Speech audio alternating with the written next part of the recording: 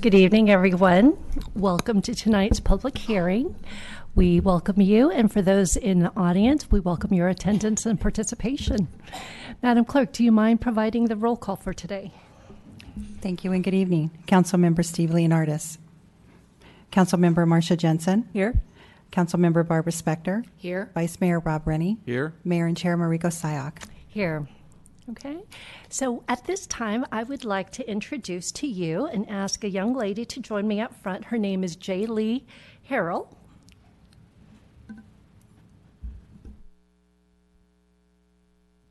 So for those of you that watch our council meetings, and you know that we always introduce a wonderful young student from our community at the beginning of each meeting. And today you get to meet Jay Lee. She is a 5th grader from Blossom Hill Elementary. And she is a red belt in the art of Taekwondo. So be careful when she's next to me. She loves math, reading, science, art, and running while maintaining a straight A. So that's pretty impressive. But one of the most exceptional things about her, I think this is just the coolest thing. Last year, instead of asking for birthday presents, she asked for contributions to the Leukemia and Lymphoma Society. That's pretty impressive. And so today she's here to join us and ask all of you to join us as we do the Pledge of Allegiance.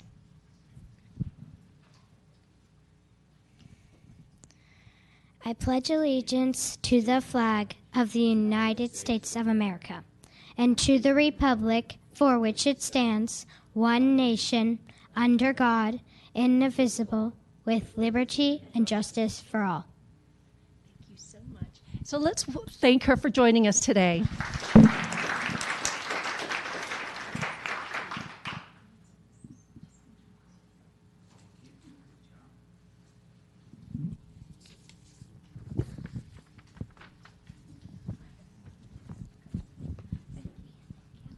Walk out with you. And then this is our town attorney and our town manager. Thank you so much for bringing her.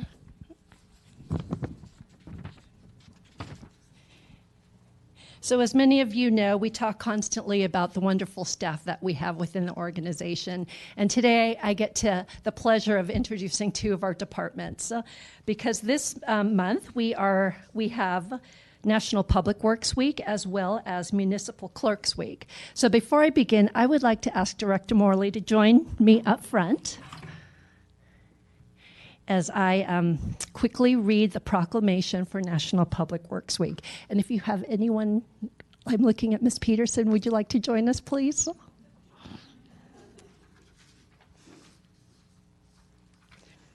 Okay, so whereas National Public Works Week was instituted as a public education campaign by the American Public Works Association in 1960 and calls attention to the importance of public work in community life. They've proven to be an integral part of our community. As many of you know, not only on sunny days as today, but during stormy weather, they are there 24/7 to make sure that everything, our infrastructure, our roads, everything in our town is safe for our community, and we just can't thank them enough. So on behalf of the town of Los Gatos, I want to thank both of you and your entire staff for all the great work you do for our community. Thank you very much.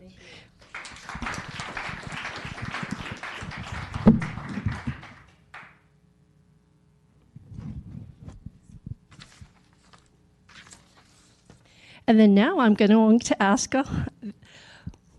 our Madam Clerk, who does our roll on a regular basis for us. They tend to be on the quiet side, but today I'd like for them to introduce themselves to you.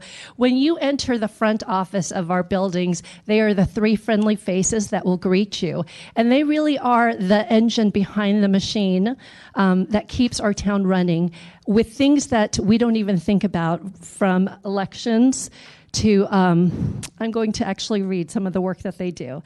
They're a time-honored and vital part of local government. the professional link between the citizens, local governing bodies, and agencies of government.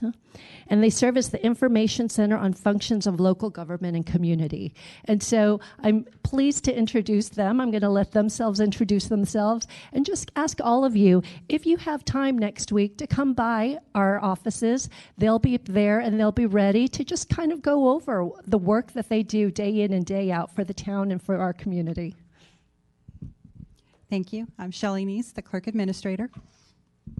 Hi, I'm Shannon. Hi, I'm Linda. They're the office assistants for the managers in the clerk's office and help do a lot of the work there. So again, on behalf of the town, thank you so much for all you do.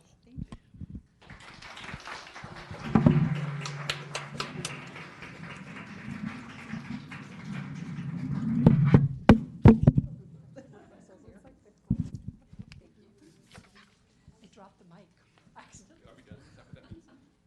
Thank you.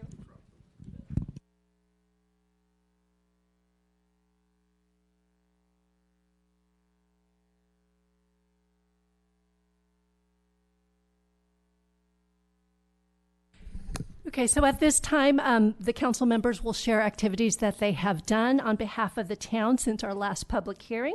Councilmember Jensen. Thank you. Since our last regularly scheduled council meeting, I attended, along with the mayor, a meeting of the policy committee where we discussed, among other things, possible changes to our below market price policy, some changes to timing with respect to appeals from the Planning Commission, and also visibility standards in the hillside. We're going to be reconsidering all of those at our next policy committee meeting. Okay, thank you. If you just take a quick look around the chambers, you'll notice that there's new art in here. And so we did have a reception for the Los Gatos Art Association that provides the art for our chambers on a quarterly basis. We also had our Spring into Green event this past weekend, and there was a West Valley managers and mayors meeting where we discuss issues that are of vital concern to the West Valley cities, an interfaith meeting, and today there was a Chamber of Commerce business-to-business luncheon that I attended and got to listen to some of the questions that local businesses have. Thank you. Vice Mayor? Thank you, Mayor. I chaired the executive committee of the Silicon Valley Clean Energy Authority Board on 425, and items discussed included the energy risk management policy and an introduction to a strategic plan that we're working on. Today, I also met with the Silicon Valley Clean Energy CEO to plan the agenda for next week's board meeting, which includes preparing for a closed session focal review of that CEO. Spector? Thank you, Madam Mayor. Since our last meeting, I attended a function honoring members of our volunteer and business communities. Thank you. At this time, we have our consent agenda. There are 10 items that are on our consent agenda. I have one item, agenda item number 9, that has been pulled. Council members, are there any other items that you wish for further consideration and discussion? Okay. Seeing none, before we move for a motion on the consent, I'm so sorry, Ms. Town Manager. Do you have a manager's report for us today? I do. Just very quickly, on Saturday, May 6th at 2 p.m., please come to our library. We have Stormtrooper Story Time. There will be free comic books and obviously a Star Wars theme, so everyone's invited. Thank you. Okay, so item 9 has been pulled from consent. Anyone from the audience would like to pull anything? Seeing that, council members, can I get a motion? Council Member Jensen. Move approval of the consent calendar, items 1 through 10, exclusive of number 9. Okay. Second. Okay. All in favor? Aye. Opposed?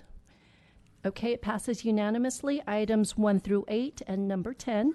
And we will now consider item 9, which is approve an exclusive negotiating rights agreement with Presidio Development Partners for a mixed-use parking garage located downtown at 224 West Main Street. Okay.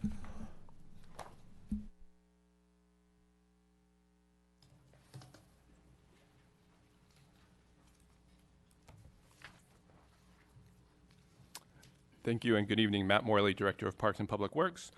This is approval for an ENRA, or an exclusive negotiating rights agreement with Presidio Development Partners for the development of a public parking garage mixed use with residential units, including some below market units that the town is exploring the opportunity for on Main Street, just west of Santa Cruz Avenue.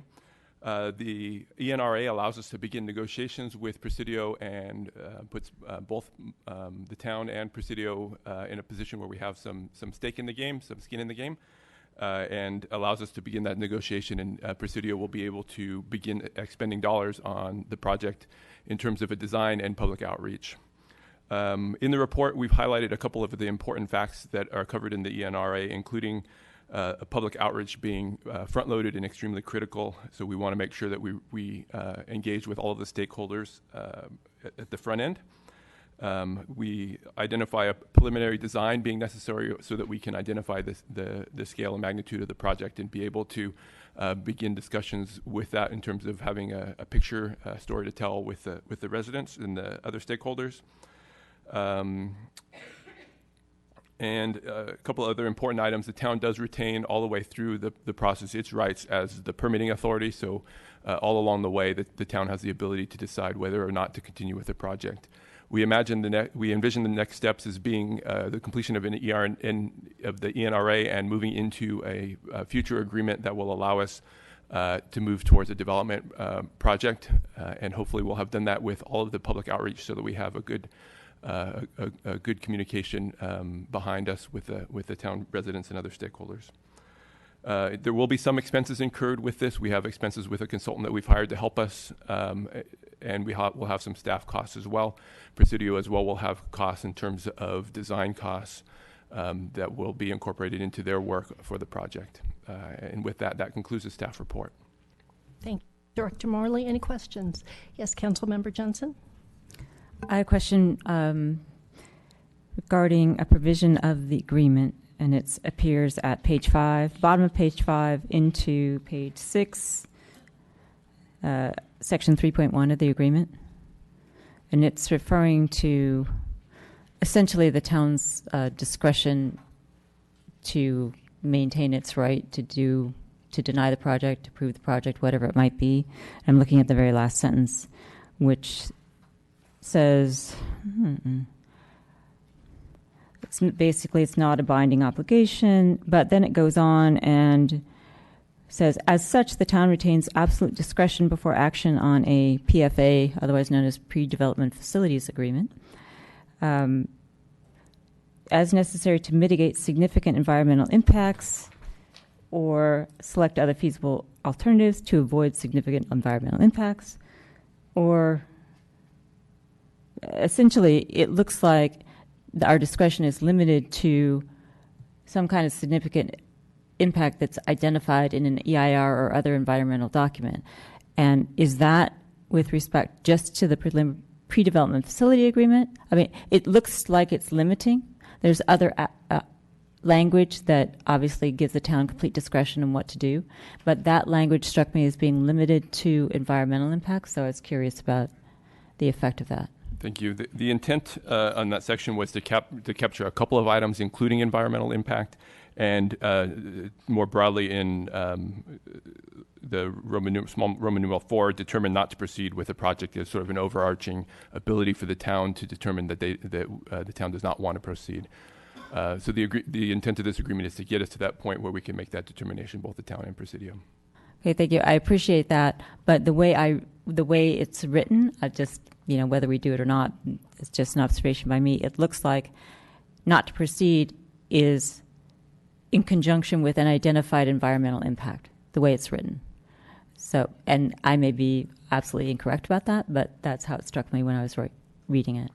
So I think if the ultimate motion were to incorporate allowing some latitude for the staff to adjust the language in that particular item, we could take a look at that and make some adjustments to keep the intent. Thank you. We certainly can add that to make sure it's clear, but as Mr. Morley stated, that last one is the catch-all. Yes, usually you look for environmental reasons or findings to deny the project, but it's still, you can proceed maybe because of financial reasons or because you don't have community support, and that's always the case with this type of agreement. But we can clear that up to make sure it's clear, because it does talk about the PFA, so there could be some changes we could do to it. Thank you. Thank you. Any further questions? Okay, at this time, I will open public testimony on this issue. I have one speaker card at the moment. That is from Ray Triplett. And Mr. Triplett, when you come forward, if you could just identify yourself, and you'll have 3 minutes to speak. Go.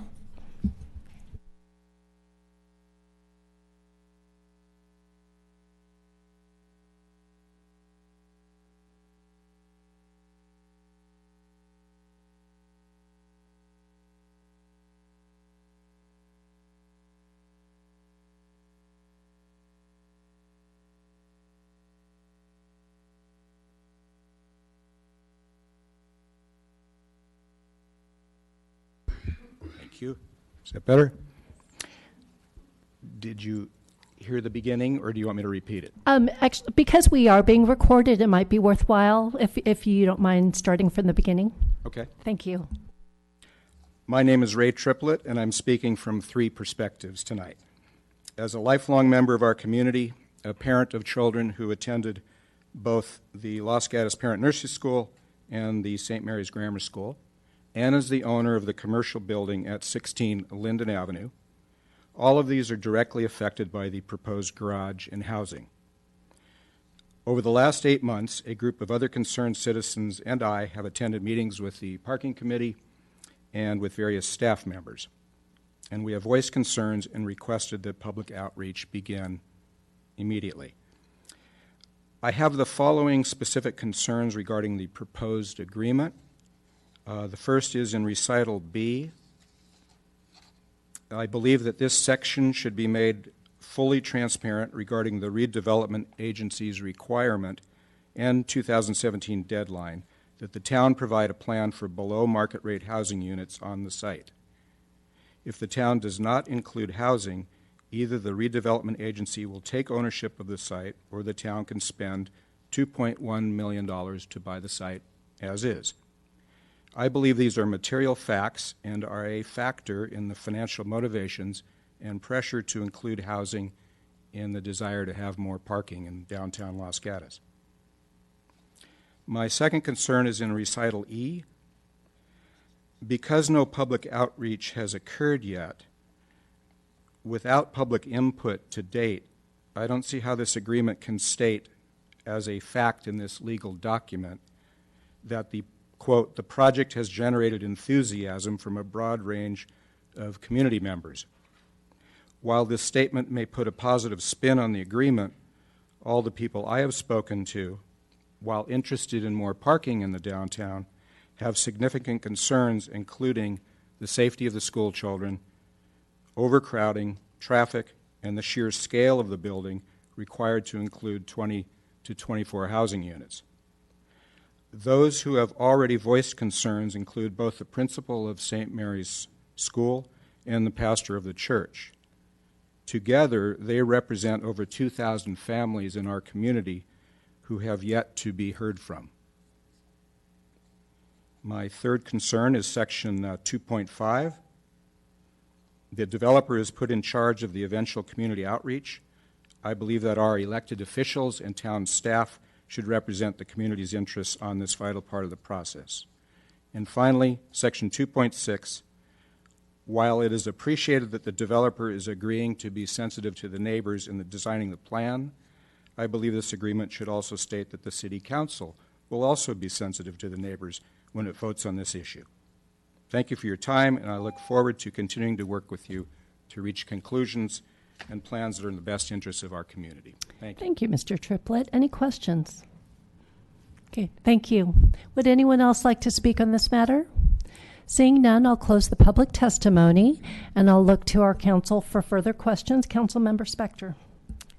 Thank you, Madam Mayor. These will be questions of staff, probably Mr. Schultz, but possibly Mr. Morley. I want to go through the issues raised by Mr. Triplett and get input as to how and if we should modify the potential agreement. Starting with paragraph B, there was a request that we expand the transparency with regard to RDA. Staff input on that. I mean, as a member of the committee and a member of the council, I personally would not have an objection to that, but what's staff's input? We certainly can expand it. B is a correct statement of fact. There's no misstatement within that. But if you want to expand more for what we purchased it for and what requirements are made and what the town would have to put back in, you can. It's just, when do you end with recitals? It's supposed to give exactly what transpired, and you know, that would be totally up to council. We can expand it to provide more of what the exact agreement or transaction occurred back when we purchased it, but didn't think it was necessary. It won't change the agreement whatsoever, whether you do or don't. What is staff's recommendation, if any? I'm fine with the way it is right now. Then with regard to subparagraph E and the statement with regard to enthusiasm, I believe that we have all heard concern or issues with regard to the parking garage. We have all heard enthusiasm. What is staff's recommendation with regard to modifying that wording? So I think that particular item is correct as well. There's been enthusiasm expressed throughout the community.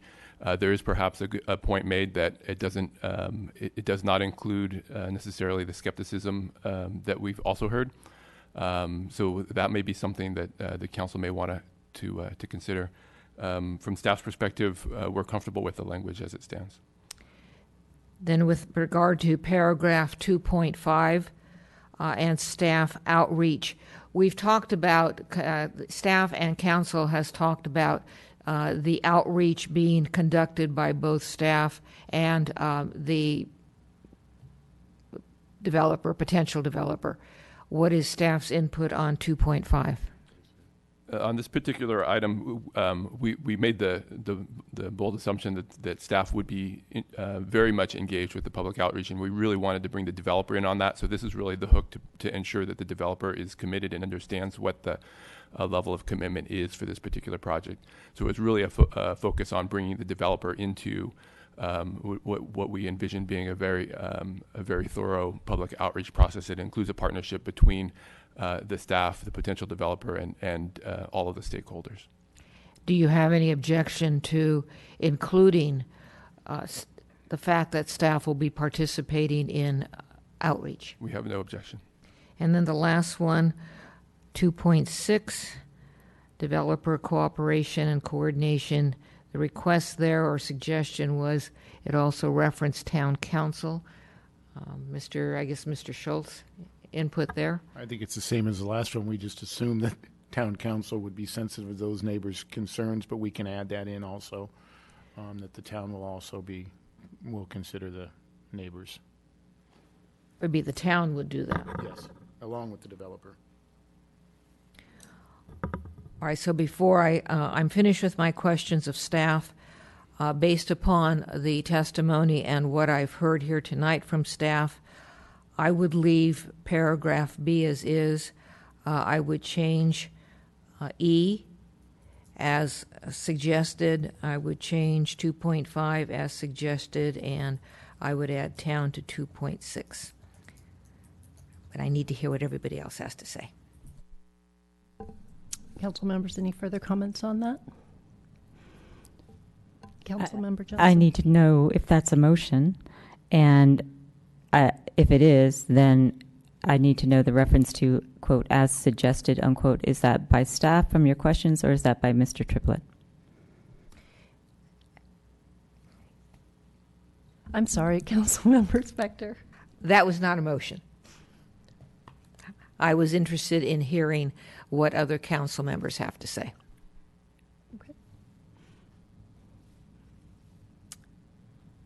Okay, I'll go ahead and weigh in based on the comments that have been provided by Mr. Triplett. Thank you. I think there was an assumption that the council, as well as town staff, would be heavily involved in the creation and the outreach with this. I see no downside of having that stated explicitly in this contract. As for subsection E, changing the wording from enthusiasm to interest, I'm comfortable with that. I think overall what I want to iterate to all those that have shown interest, whether it's skepticism or enthusiasm, is that this is very, very early. We are talking conceptually. We have a location. We have some parameters because it is being purchased with RDA funds. But because it is very early in the process, there still is nothing to share because nothing has been created. And we welcome everyone's participation in that creation as we proceed so that we can reach a product that we can all be comfortable with, if not totally enthusiastic about. So, yes, Vice Mayor and then Council Member Spector.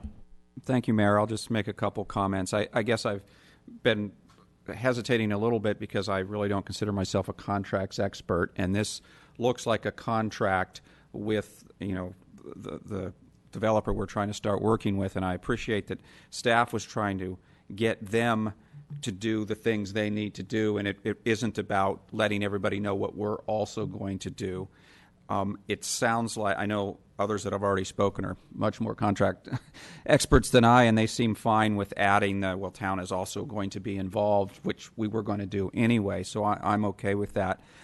Just on the first one, on B, that I think it's probably okay to leave it as suggested, although I think the point of the speaker was to show, because of RDA, we have some reason to be doing this. And that's what he was saying. You're going to have to pay $2.1 million if you don't do this, or they're going to come take the property.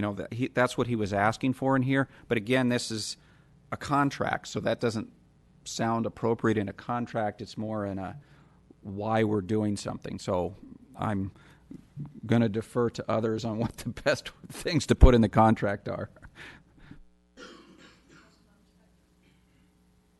Thank you, Madam Mayor. I will then go and make a motion.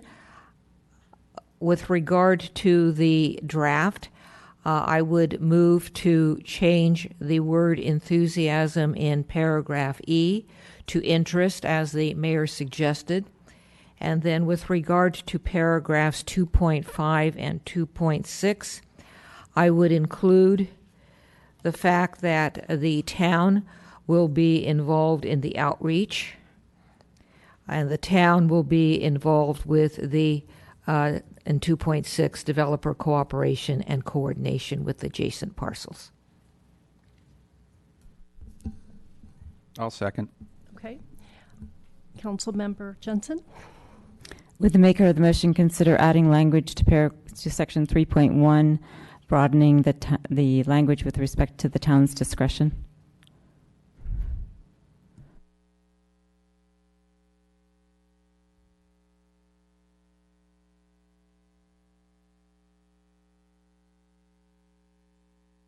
I'm being negligent today. Councilmember Spector. Thank you, Madam Mayor. I'm not prepared to modify 3.1 because I don't have a sense of how I would modify it. Not that I wouldn't. It's just that it's not an issue that I have any suggestions for at this juncture. If I may, Mr. Schultz, do you have suggested language that could help clarify 3.1 for consideration tonight? I don't, other to state that I would just add language to make certain that it's very clear that the town is retaining its discretion all throughout the process to approve or deny the ultimate project, and that this agreement in no way locks in the council to approve a project at this point in time. So I don't have the exact legal terms, but that's exactly what I would say, and I would recommend that we do put that in. Looking at it, I can see where there could be some dispute later on that we don't want to have. Ready? I just was going to suggest that we could easily add the phrase include but not limited to the items that are listed. So I think there's a way of modifying the sentence to broaden the intent of the discretion. Okay, thank you. Yes, Councilmember Spector? Thank you, Madam Mayor. Then I would broaden my motion to include a modification to paragraph 3.1 as indicated by staff, to include wording akin to include but not be limited to further broaden the scope of that limitation on effective agreement. And Vice Mayor as the seconder? That's acceptable. Okay. Any further comments? With that, I call the question. All in favor? Aye. Aye. Opposed? It does pass unanimously 4-0. Thank you. Okay, so now we are at verbal communications, and this is a portion of our meeting where anyone may speak on an item that is not on our agenda. At this time, I have one card for verbal communications, and that is with Miss Angelia Dorner.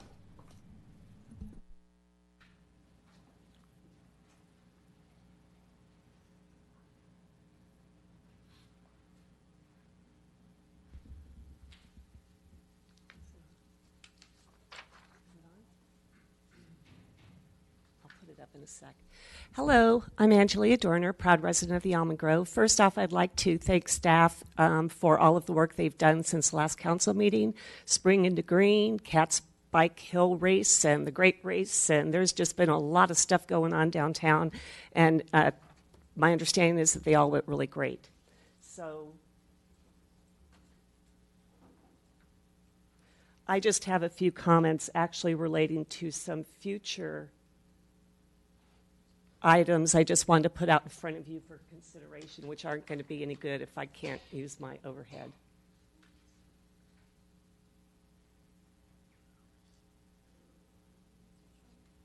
No.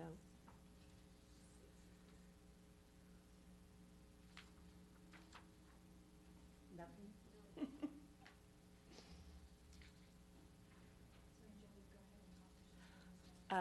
There's really nothing that I can share with you without my overheads. You really need to look at these for clarification. So thank you. So then instead of holding up, what I'll ask, if Ms. Lombardo, if you could keep trying, and then at our next, we'll move verbal for you to speak, Ms. Dorner. Okay, so let's move to item number 11, our first agenda for our public hearing, and that is an ordinance of the town of Los Gatos requiring the license of tobacco retailers and adding section 18.60.020 to the town code of Los Gatos. So, and Mr. Schultz, I will turn to you, and if you may, I see several members of our youth commission, if you wouldn't mind introducing them as well.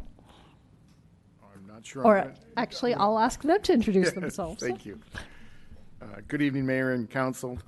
Before you tonight is the tobacco retail licensing ordinance. In 2016, the Town Council adopted amendments to the town's smoking regulations to prohibit smoking in the town's public spaces, including outdoor dining areas, entryways, public events, recreation areas, service areas, and multifamily residential units. It was a highly comprehensive ordinance that I worked on with the Youth Commission and then came forward to Council. We're currently in the process of implementing that with signs and banners that the Youth Commission has worked in, and I think it was last month the Youth Commission even received an award for their work in that area. During that discussion last year, the Council also directed staff to develop an ordinance to address the regulation of the sale of tobacco from our retail businesses in Los Gatos. And that's what we're here to discuss tonight, is that ordinance that would establish a tobacco retail licensing program. Tobacco is the number one preventable cause of death and disease in California, killing nearly 40,000 Californians every year. In 2012, the Surgeon General report found that about 90% of all smokers first tried cigarettes as teens, and that about 3 of every 14 smokers continue into adulthood. Further, young adults ages 18 to 24 have the highest smoking prevalence among any age group, according to the California Department of Health. A recent report by the Center of Disease Control reports that nationally e-cigarettes use among middle and high school students tripled from 2013 to 2014. Studies have shown that limiting the ability to obtain tobacco and where it is sold can curtail the youth access to tobacco products.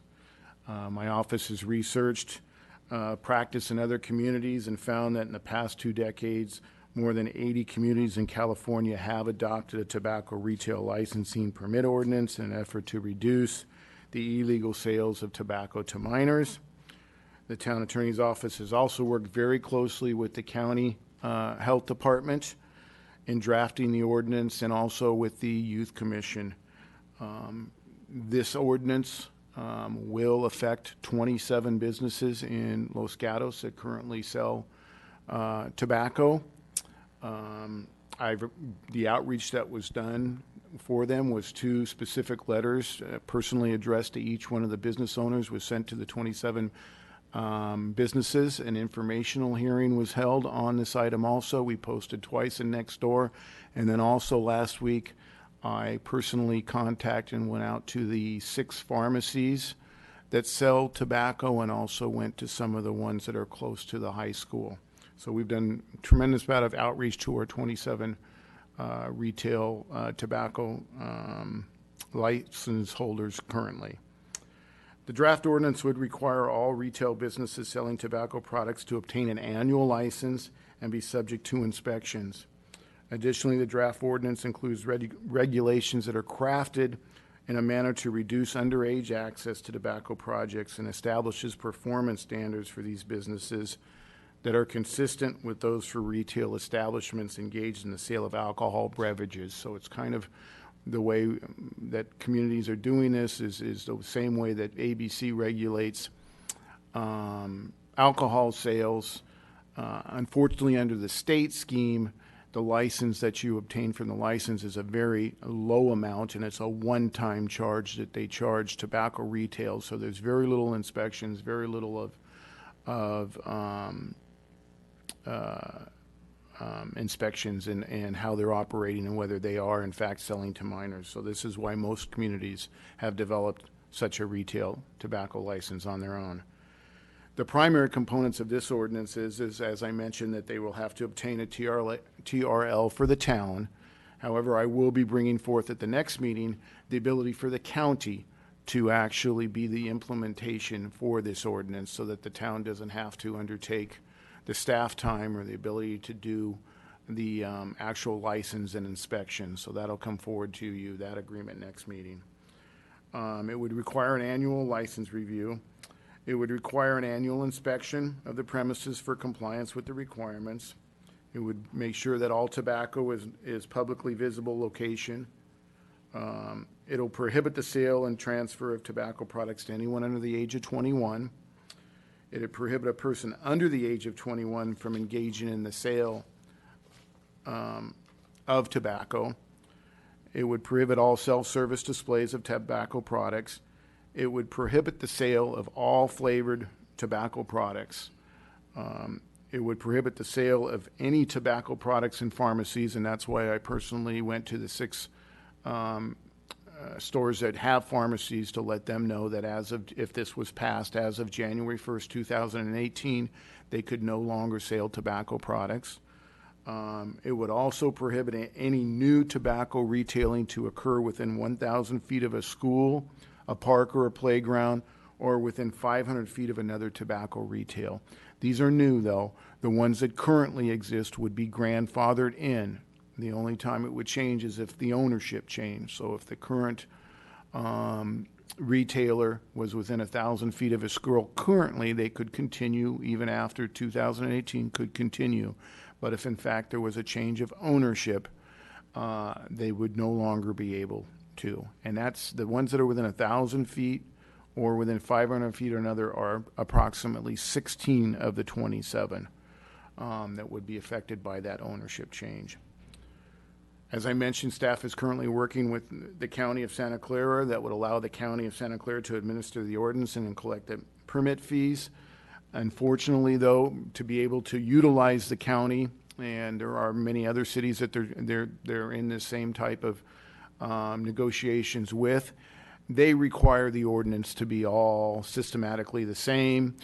Because it would be very difficult for the county to have, if it was 1,000 feet for us and 750 for Palo Alto, or maybe different terms and conditions for each different ordinance, that would be very difficult for the implementation. So if we do make major changes to the ordinance, then we would probably have to implement this ordinance by ourselves, which could be costly and time-consuming from a staff standpoint. And with that, I think I'll finish my report up. The county of Santa Clara, Nicole Cox is here, so she can also, I'm sure she'll speak, and she'll also is available for any questions. She's very knowledgeable in this area. She specializes in it and knows the ordinance very well. And also, as you mentioned, there are members of the Youth Commission that hopefully will get up and speak about the ordinance, and I'm here for any questions that you may have. Thank you. Any questions for Mr. Schultz? Yes, Councilmember Spector. Thank you, Madam Mayor. Mr. Schultz, it's not clear to me at this point. I have attachment 1 draft ordinance. Is that the one that you are recommending, or are you recommending some other iteration? No, and that is it, although I did issue a desk item that did a couple of things. One of the letters received in opposition did point out that Penal Code 308 had been changed. It's currently illegal to sell tobacco to a minor, and it used to be even for a minor to purchase tobacco was an offense under the Penal Code. They deleted the section in 308 where it's an offense for a minor, so you can't be cited if you're a minor and you happen to purchase tobacco. They took that out. So the red line I sent today took that language out about Penal Code 308. It corrected it on page 1. The other change I did, I put some extra findings in the ordinance that are redlined in the desk item today that talked about menthol cigarettes, that showed the effects of the menthol figures that were taken out of studies. So that was the other change. And then the third change was paragraph 9. There were a couple letters. It was citing to paragraph 1 when it should have been paragraph C. So just very minor. They don't change the ordinance whatsoever from what you received Thursday. They were just minor corrections. And so if we go forward with this, we are going forward with what you call the desk item that you did today? Yes. Thank you. Any other questions, Vice Mayor and then Councilmember Johnson? Thank you, Mayor Sack. Couple questions, maybe an easy one to start with. So the nicotine chews that people buy to try to break the habit, are those still okay to sell at pharmacies? Because it's not really a tobacco product, right? It's a nicotine product. Right. Correct. They would still be. Okay, so second question, if I may, Madam Mayor. The part about the clerks under 21, why is that a significant thing to keep in? And if we remove that, would that be something the county would no longer be willing to enforce it for us if we remove that? So it is part of the county one, and I'll let Nicole, when she comes up, speak to if there was a reasoning behind that. I couldn't find a reasoning behind that, and it is possible, I think, that we could exclude that item if we were concerned about that age being able to work in a convenience store. Okay, a third question. So there was one point by one of the letters that we got that was interesting that pointed out the state only recently raised the age to 21 for where you could get and buy tobacco. But then we've stated a bunch of data about menthol and all these other things helping to get younger kids into smoking. Does that sort of invalidate that data now? I mean, you certainly could make that argument. I think from our standpoint, we're trying to be progressive, forward-thinking, and it's still out there. The menthol and the flavored cigarettes certainly are a big issue. All the studies, I don't think that changes it. It certainly might make it more difficult at age 21 than 18 as it was before, and that's helping. It's coming from the state. But the state has not restricted the use of the flavored cigarettes or the menthol cigarettes. Okay, thank you. Councilmember Jensen? Two questions. One is a follow-up on Vice Mayor Rennie's question regarding people under the age of 21. I think well, I'm not going to speak for him. I had a concern that perhaps that meant that people under 21 couldn't work, for example, at 7-Eleven. But if I'm a server at a restaurant and I'm under 21, I can't pour alcohol, but I can work there. So are we assuming that someone could work there who's under 21 as long as they're not selling directly or handling the tobacco products? Yes. Okay. The second question is a technical question regarding change of ownership invalidating a grandfathered in retailer. So if I think about the 7-Eleven across from the high school, for example, is the change of ownership a corporate change ownership, or is it a franchisee? Because oftentimes those franchisees of things like 7-Eleven will change. So what are we considering to be a change of ownership? The ownership from the retail license. So they would have to decide who was going to be the retail ownership when this is implemented in 2018, and the entity they pick at that time will be the entity that's moving forward.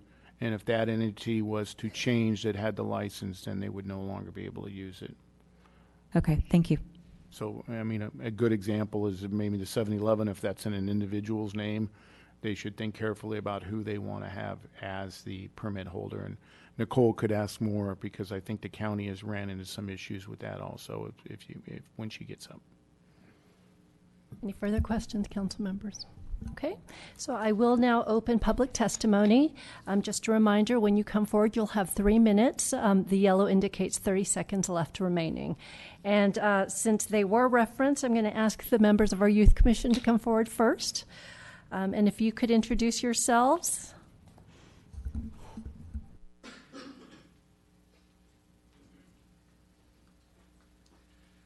Hi, I'm Tommy Seaman. I'm the chair of the Los Gatos Youth Commission.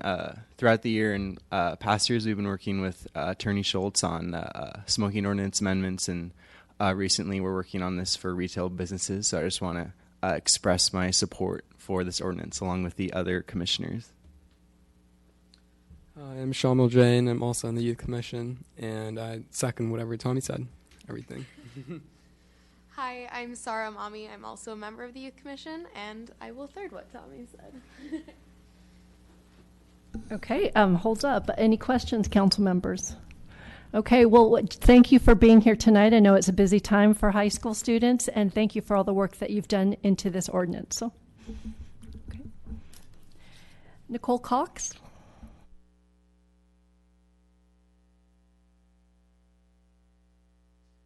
Hi, good evening, Mayor and City Council, Town Council. My name is Nicole Cox, and I'm with the Santa Clara County Public Health Department. And just to answer a few of the questions that were raised, in terms of our stance on the age of the clerk, again, what Attorney Schultz said was correct, that they could still work at the establishment but not engage in the sale of tobacco.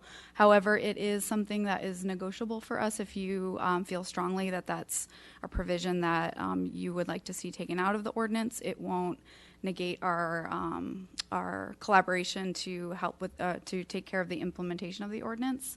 We do understand that there may be small businesses where they have family members who might be under age 21 that are working there, and it's difficult to have another person on staff. So we certainly understand that can be a unique situation, and we don't want to harm the business side of it.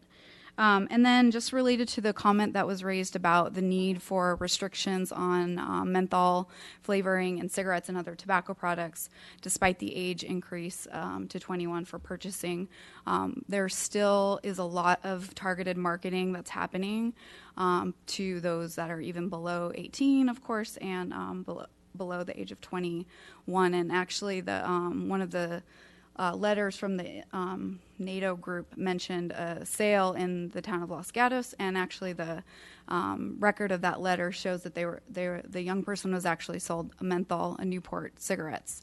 We did a similar study in Milpitas, and many of those youth were actually able to purchase menthol cigarettes. It's one of the most dangerous flavors in cigarettes. It is harder to quit. It has the cooling effect, so young people don't get that harsh response that you would get from smoking traditional cigarettes. And we know that youth are using menthol cigarettes in middle school and in high school. So it's still a real significant public health issue, which is why we sought to address it at the county level. And then in regards to the change in ownership, we haven't had a situation where we've had a 7-Eleven that has had a change in ownership. But again, we'd be happy to work with the individual businesses to provide some advice on their application process and work through that. And also we are working with our Small Business Development Center at the county to see if there's other types of resources that we can provide to businesses who may be seeing a reduction in tobacco sales. So I'm here if there's any questions. Any further questions? Yes, Vice Mayor. Thank you, Mayor Sack. So one of the provisions is to effectively reduce the density around schools.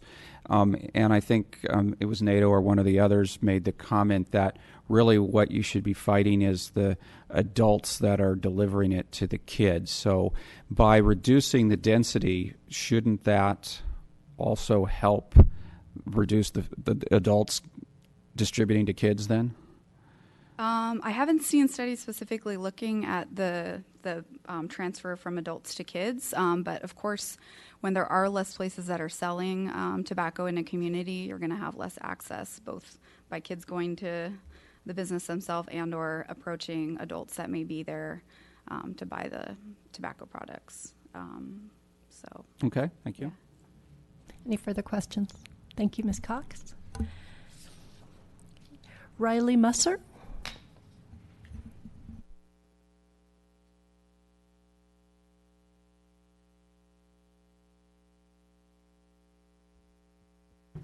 My name is Riley Musser, and I'm Vice President of Marketing and Merchandising for Rotten Robbie Gas Stations. We have 34 locations in the Bay Area and one in Los Gatos on Los Gatos Boulevard. I'm fourth generation in the business, and we've been in retail since the 30s. I grew up in Los Gatos, and I'm currently a resident.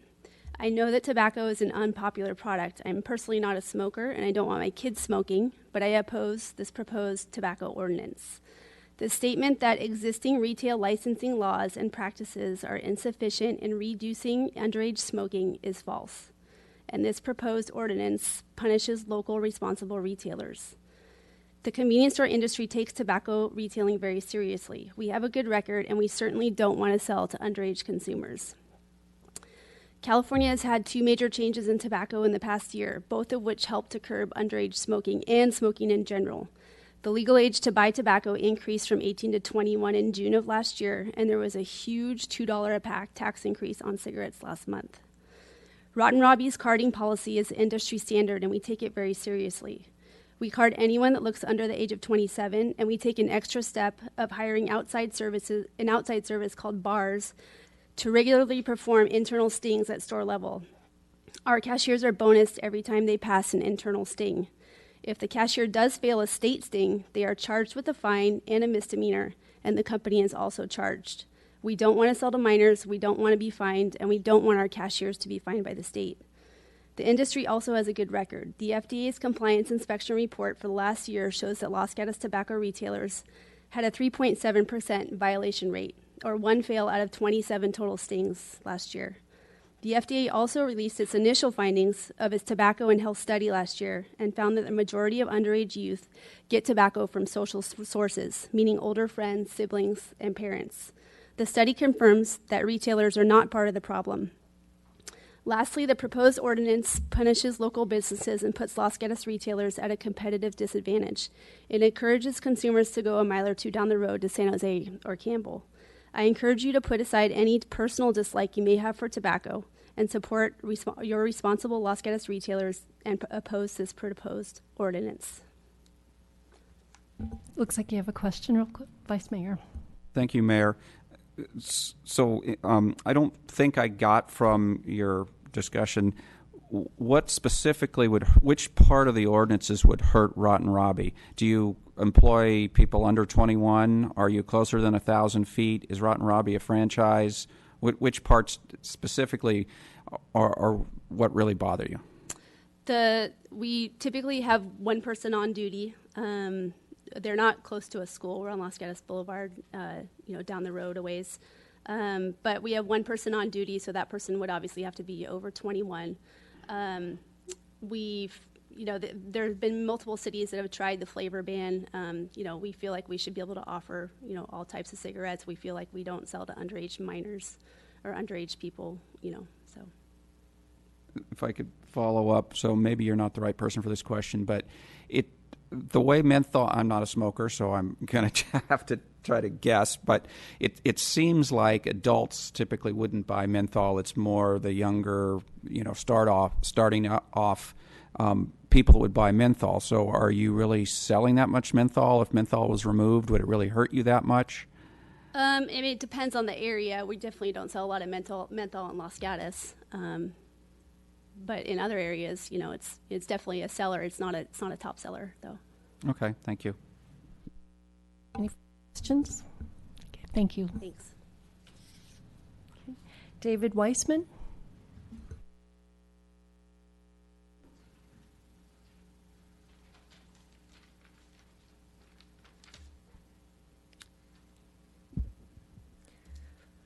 I suspect that most of you are too young to remember what happened in 1991 when this council first revisited the smoking ordinance. It was going to be doomsday for the bars and restaurants. Outsiders came into Los Gatos and called Councilman Steve Blanton a nicotine Nazi. But the town council held steady. Our retail outlets survived. Restaurant revenues went up during the recession, and the state followed our lead 2 years later. And in 1998, that big tobacco settled with the attorney generals of 46 states, agreed to pay out $206 billion over 25 years, and then they saw their stock prices go up, all while admitting that they were selling nicotine delivery systems and lying about it. So big tobacco is now back in town, as evidenced by 2 letters submitted yesterday. But big tobacco is still using their old deceptive scare tactics: black markets, bankrupt businesses, litigation, etc. And they continue to distort the record. For instance, 36 attempts at buying underage cigarettes in 4 years in Los Gatos is so paltry that the American Lung Association consistently gives Los Gatos a D grade. And Mr. Duffy from Glendale, Arizona, says a recent article demonstrates that that locating tobacco sales an increased distance from schools is inconclusive in showing decreased effectiveness in cigarette sales. What he doesn't say is that this article that he cites from the journal Preventive Medicine was from 2008, which is a lifetime ago in this field. I'm surprised that the 2 letters from Big Tobacco don't argue for bringing back lead in paint and asbestos in insulation. Some 10 days ago, a San Francisco supervisor introduced an ordinance to ban the sale of all menthol cigarettes and flavored tobacco to everyone, period. Why? Because according to the CDC, 90% of certain ethnic groups prefer menthol cigarettes. And menthol is believed to make the harmful chemicals in cigarettes more easily absorbed by the body, while concurrently making such cigarettes more addictive. So who are you going to believe? Disingenuous letters from people paid by big tobacco fronts or healthcare providers and hospitals? The latter actually lose money when people stop smoking because they require less health care. Yet they support these measures. I urge you to pass the proposed ordinance and follow the lead of the Santa Clara County supervisors.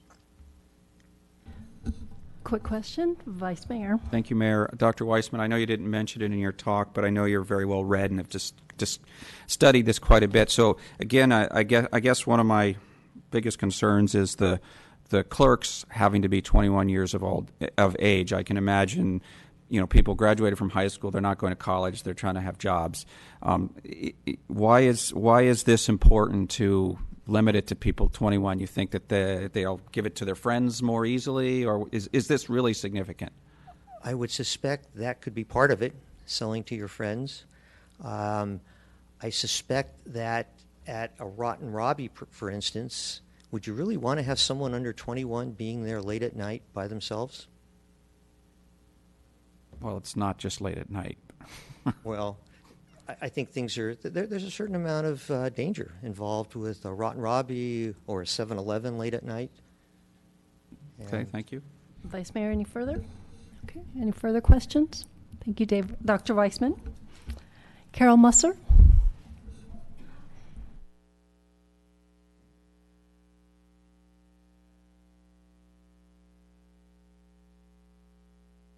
I'm not quite sure. Maybe I have a few questions. My name is Carol Musser, and I'm a longtime resident. And thank you. And I'm pleased to see all of you. I just maybe have a couple of questions because maybe now I'm not sure of what you're trying to do. Like when you're saying about prohibiting selling like the menthol in certain cigarettes, is that just from youth or the general public just to stop selling them totally? And Ms. Musser, what we'll do is after we close public testimony, all the questions that you're asked we'll answer through deliberations, but we won't be able to do it during your time. Oh, okay, because that kind of affects like what my thinking is, but then, because I'm still not quite clear then if you're trying to just stop selling or whatever, because my overall premise is this, I just want to make it simple. I don't support you having your ordinance. I just think it's another whole layer of bureaucracy, which, you're finding fault or putting the burden on retailers when, again, they have the laws for youth not under 21 are not buying it. No matter what, people are going to make their own decisions. It's like with alcohol. There's other issues. Then you could do the same ordinance with alcohol or donuts or Coke or coffee or wine or beer, the same sorts of things, and now you're targeting this one particular issue. Just think it's another layer of bureaucracy that maybe isn't needed because there have been so many strides in the youth in our community, as you see, and the awareness has been brought up so much, and I think businesses are being self-monitoring too and are very prudent in their decisions and what they do. I just cannot support that, and I hope you really think through it seriously. Thank you. Thank you. Any questions? Okay. Any other speakers for tonight on the smoking? Okay, please, if you could come forward, identify yourself, and then afterwards fill out a speaker card. And you have 3 minutes. Thank you. My name is Manpreet Singh. I own that MJ Market on the street. Yes, please. My name is Manpreet Singh. I own the MJ Market on the street, and I'm against of the ban on menthol. Like she said, let the customer decide on what they want to buy. Like they like to buy menthol cigarette, or they want to buy Slurpee or other things. So that's not the right idea. Like you're putting, and same time you're putting the burden on the retailers. They will be out of business. So many people will be jobless if you guys keep doing this. It's very hard to pay the bills. Yeah. Thank you. Thank you. Any questions? Okay, thank you. Any other speakers for tonight? Okay, I will close public testimony on this portion and look to council members if there's any further questions of staff and or comments, and ultimately a motion. Yes, Vice Mayor. I'll just ask the question that Ms. Musser was sort of alluding to, and I'll ask it and confirm my understanding. So currently you can't sell to minors under 21 anyway. What we're saying is, or what's being kind of said through the report, is sale of menthols are getting to those under 21, and it's particularly bad because it's easy for, the harshness is gone. It's easy for them to then get into smoking. So that's nothing can be sold to minors, but menthols seem to get through to minors somehow. Either maybe they're buying it or it's being traded. So our purpose for do I have it correct on what our purpose for eliminating menthol is? Yes. As Nicole Cox said, that there still is marketing for flavored cigarettes, and menthol cigarettes are targeted toward the younger audience, and the studies all show that that's where they start, is with flavored cigarettes or the menthol cigarettes. So the ordinance, if passed, would, as of January 1st, 2018, the retailers would not be able to sell flavored cigarettes or menthol cigarettes. Okay, thank you.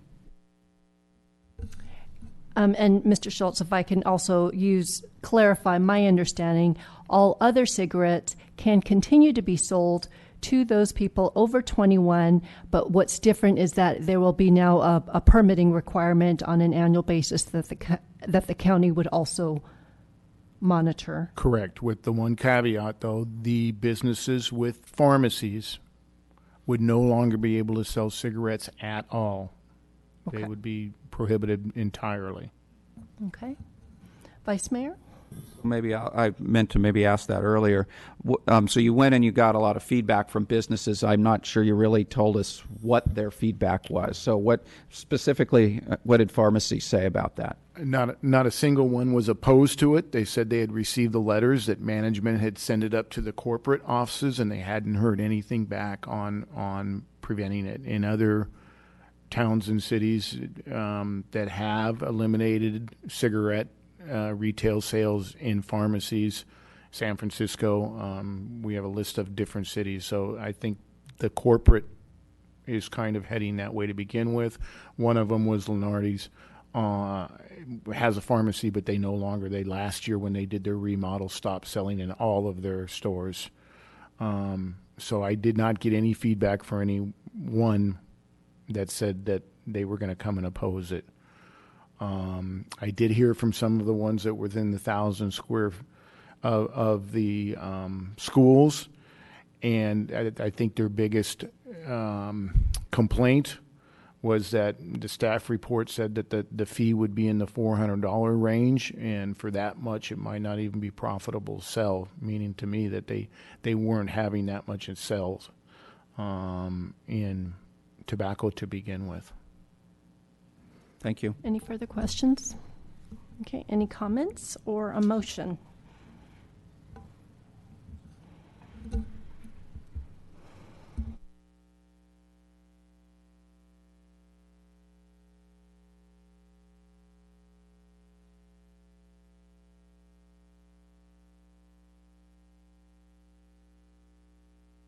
Yes, Councilmember Spector. Thank you, Madam Mayor. This is not a motion, it is a comment. When I read the information provided to us by staff and coming from the Youth Commission and all the other input, it seemed straightforward to me that it would be something to approve. In listening to the testimony relating to whether or not all of the people who sell cigarettes should be over 21, and whether the flavored cigarettes should be totally banned, specifically the menthol. I do have concerns and questions, and I am looking to hear what others have to say. Thank you. Vice Mayor? So I'll just add a few comments. Since I'm the one that keep asking the questions about the 21, I don't think I got a good response on either side, other than me worried about it. I didn't hear anybody else really worried about preventing people from under 21 selling it.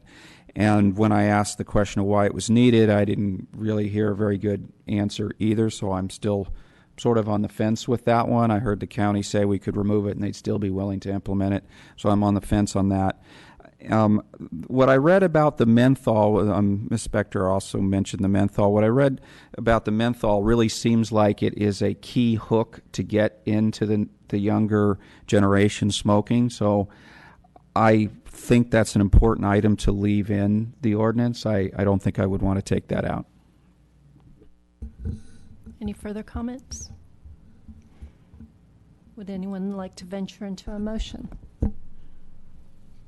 Yes, Councilmember Spector. Thank you, Madam Mayor. We'll see how this goes. I'm going, and I'm making reference, when I talk about ordinance, I'm making reference to the desk item, the red line desk item that is noted as attachment 3. With that in mind, I'm going to move an ordinance of the town of Los Gatos requiring the licensure of tobacco retailers and adding section 1860020 to the town code of Los Gatos entitled Permits for Retailers of Tobacco Products and/or Electronic Smoking Devices, with the caveat that I would exclude that provision that mandates that the people who sell have to be over 21. Thank you. Vice Mayor? I'll second. Okay. Any further comments? Okay, so I'll just weigh in. I will be supporting the motion as is. I understand the concern, especially from small business, regarding the elimination of menthol and flavored, but focusing just on the scientific studies that do indicate that it is a hook for the younger segments and the advertising that's directly impacted towards them, I do think this is an area worthy of further elimination. I'm supportive of the idea that 18-year-olds can sell, understanding that oftentimes there is just one person there, and if that's an 18-year-old or a 19-year-old, day or night, it would be a hardship for the community not to be able to sell. So with that, I'll be supporting the motion. Any further comments? And Madam Councilmember Spector, we also need a motion for our clerk to read, introduce, and do a first reading of the ordinance by title only. Yes, okay. So I'll call the question. All in favor? Aye. Aye. Anyone opposed? It passes 4-0. Yes, Councilmember Spector. And Madam Mayor, with regard to the title, are you looking for a motion? Yes, please. Then I'm going to move that we have the clerk read the ordinance by title only. I'll second. Okay. All in favor? Aye. Aye. Aye. Opposed? None. And Madam Clerk, if you would please do the first reading. An ordinance of the Town of Los Gatos requiring the licensure of tobacco retailers and adding section 18.60.020 to the Town Code of Los Gatos entitled Permits for Retailers of Tobacco Products and/or Electronic Smoking Devices. Okay, thank you. And so with that, that does close to that portion of the hearing. The second reading will be at the next meeting. And at that time, it'll just be second reading with no further discussion, and I'm looking to staff for confirmation of that. Correct. The second reading will be on the consent calendar. It could be polled, but it'll be on the consent calendar at your next meeting. Okay, thank you. We now move to item number 12, and that is to adopt a resolution to reaffirm the town's commitment to a diverse, supportive, inclusive community and to protect the constitutional rights of its residents, workers, and visitors. Madam Mayor, yes.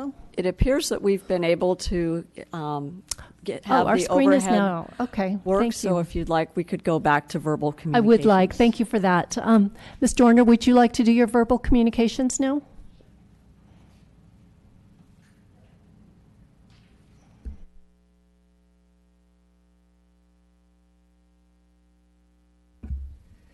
Angelia Dorner, still a proud resident of the Almond Grove. Thank you very much for giving me the opportunity to use my overheads.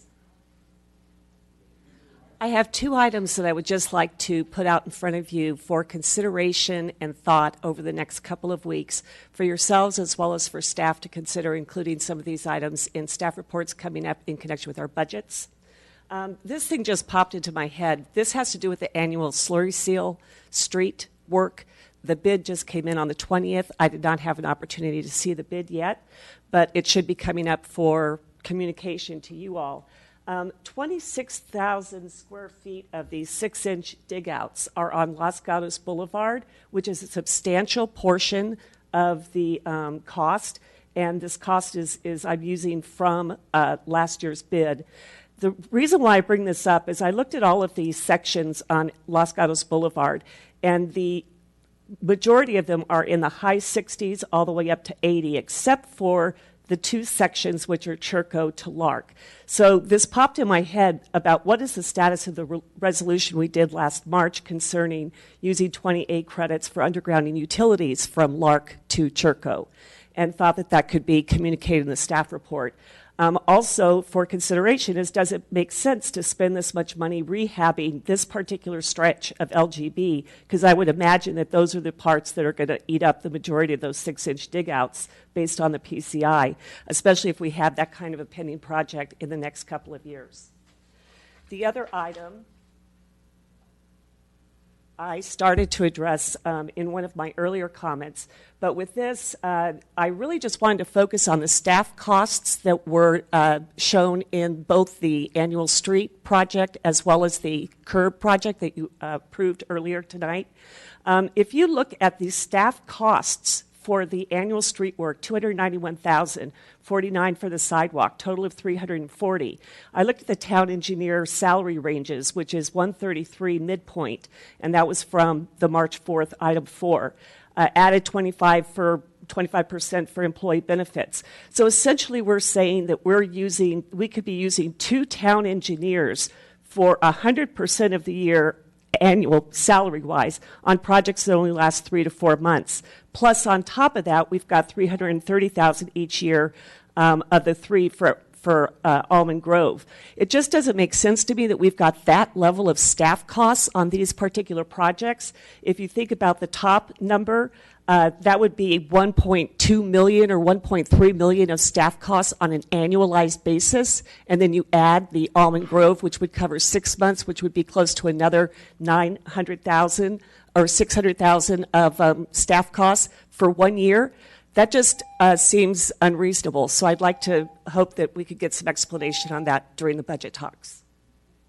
Okay. Thank you. Thank you. And with these questions, as indicated, these are upcoming items, and if so, take those into consideration for further questions in your staff report.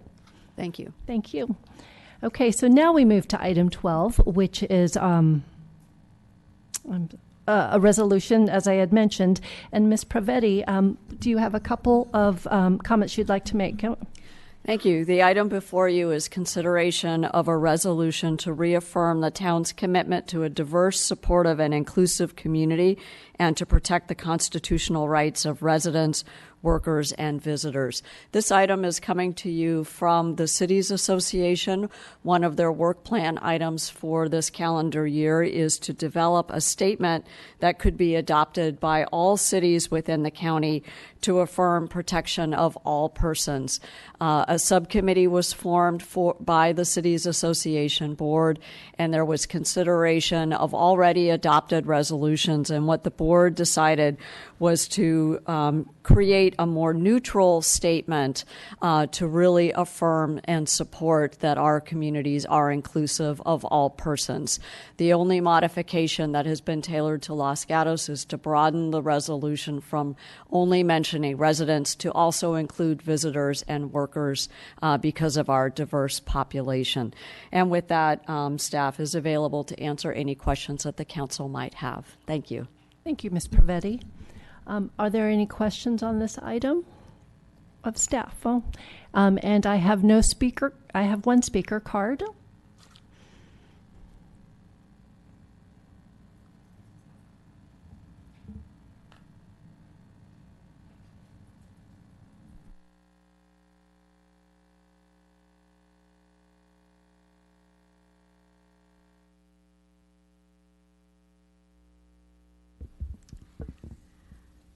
Lee Quintana, 5 Palm Avenue. Good evening.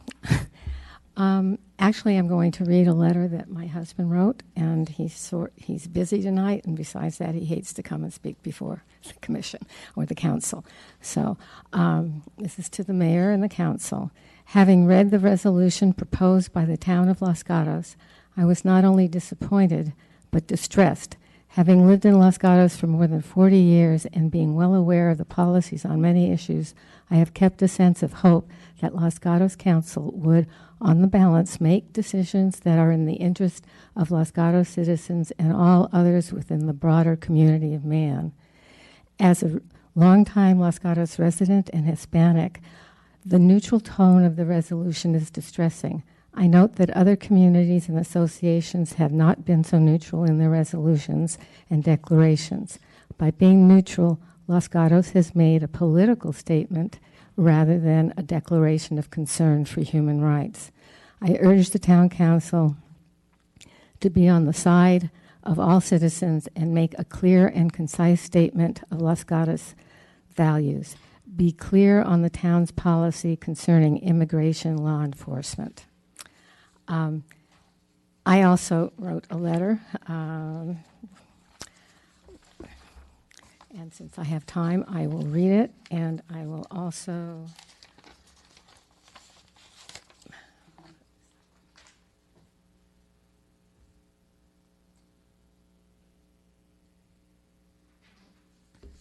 my printing was in red, but when it got copied, it turned to brown or gray.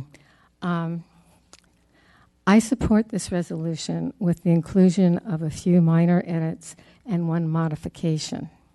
The edits are on the board above.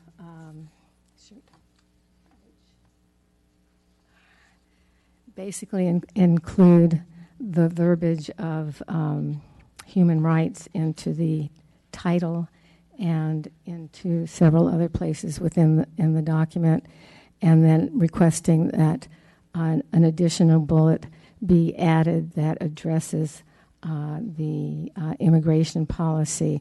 Deportation is specifically mentioned in the whereases of the draft resolution, but it has no corresponding space under now therefore be it resolved. And I would like to see that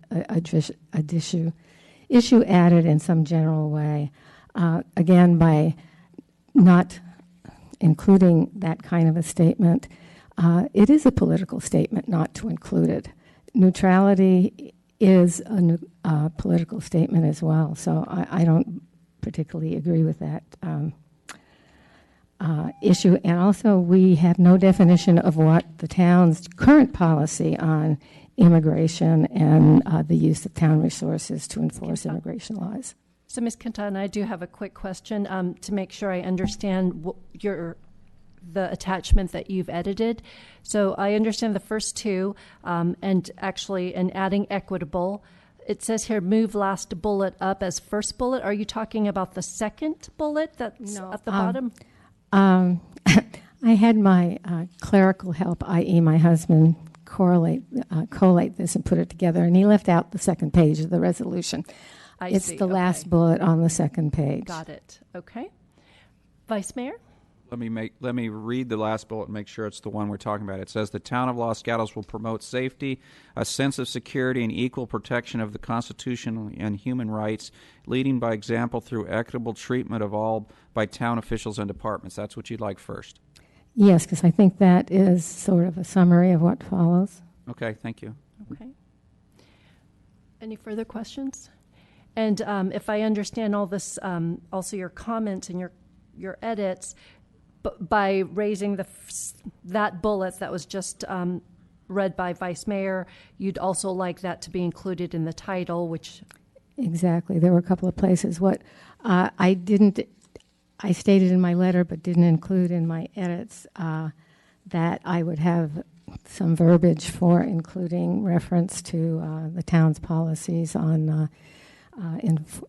using town resources to enforce immigration law, and I decided not to put that in, but to leave you the option of how to phrase it if you should choose to. Okay. Any further questions of Ms. Quintana? And I still have the question, is what is the current policy? Okay. Any other speakers for tonight on this item? Seeing none, I will close public testimony, and I will ask council members if they have any questions of staff. Okay.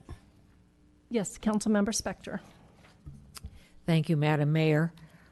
I'll try a motion. I'm going to move to adopt a resolution to reaffirm the town's commitment to a diverse, supportive, inclusive community and to protect the constitutional rights of its residents, workers, and visitors, and that resolution to be modified as presented to us by Ms. Quintana. Okay. I'll second the motion. Any comments or questions? Okay. All in favor? Aye. Aye. Anyone opposed? Okay, it passes unanimously. And if I may, Ms. Quintana, if Ms. Provetti, if you wouldn't mind, there was a direct question on police enforcement. If I can ask our interim chief or either you to just convey that offline. Thank you. Yes, Vice Mayor? So I assume we're moving on to item 13 now? That's correct. So out of an abundance of caution, I'm going to recuse myself from that item. I have future, whatever you want to call it, I will have future benefit from PG&E stock that is currently held in my aunt's probate from her estate, which could be considered a conflict of interest. So I will recuse myself from this item. Okay, thank you very much for that caution. Yes, Councilmember Jensen. So procedural question to our attorney and our town manager. Can we proceed with 3 people? Do we have a quorum, and is the vote will result in less, what potentially could be a minority of the council voting for something? So you can proceed because you do have a majority of council here. You have a quorum, but you will need a unanimous vote of 3. A 2-1 would be a no vote, and we'd have to continue it until we could have our 4th member, Council Member Leonardis here. Okay. Okay, thank you, Vice Mayor. See you at the next meeting. Okay, so we are now to item 13, and Director Morley. Thank you very much. This is the consideration of an appeal of a Parks Commission decision to uphold a tree removal permit for trees in the public right-of-way on Winchester Boulevard, adjacent to 17274 Veros Robles. The applicant is PG&E, and the appellant is Vivek Correa. Mr. Correa was not able to be here tonight. We corresponded with Mr. Correa multiple times over the last several weeks, we being me and the town attorney. With little response. I finally received response today letting me know that he was not going to be able to attend. So we won't have input from the appellant on this particular case. In summary, this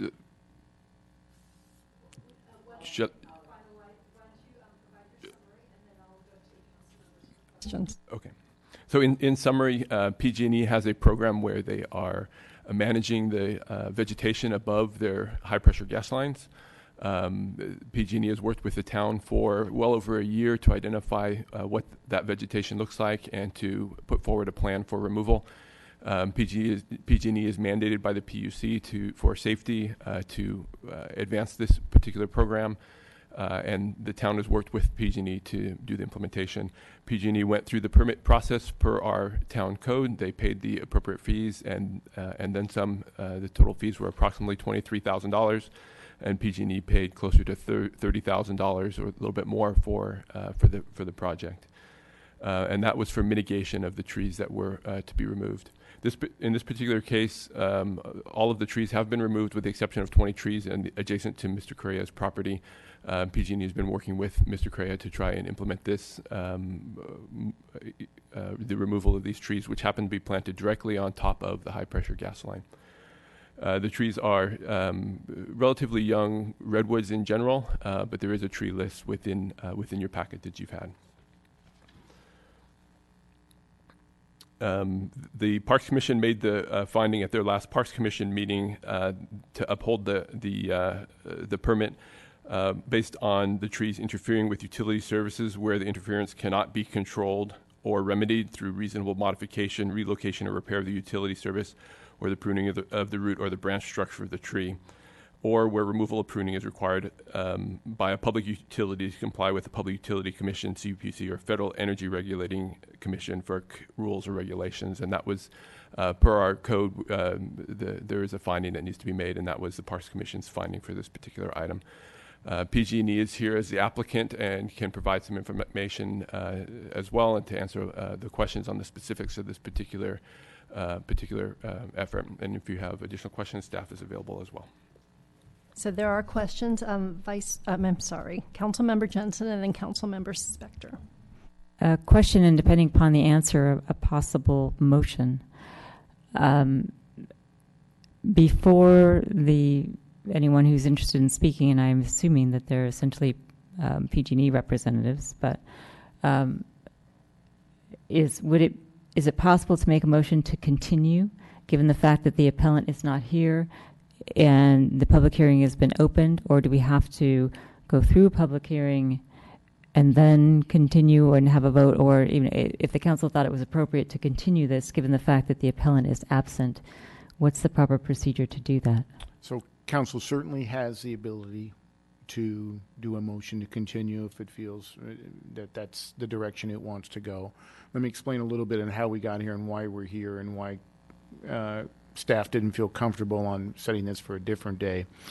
Is the code section that we're dealing with the removal of trees and right-of-ways is a fairly new section that we, I think, adopted about 2 years ago, and this might be, I think this is the very first appeal that's come to council.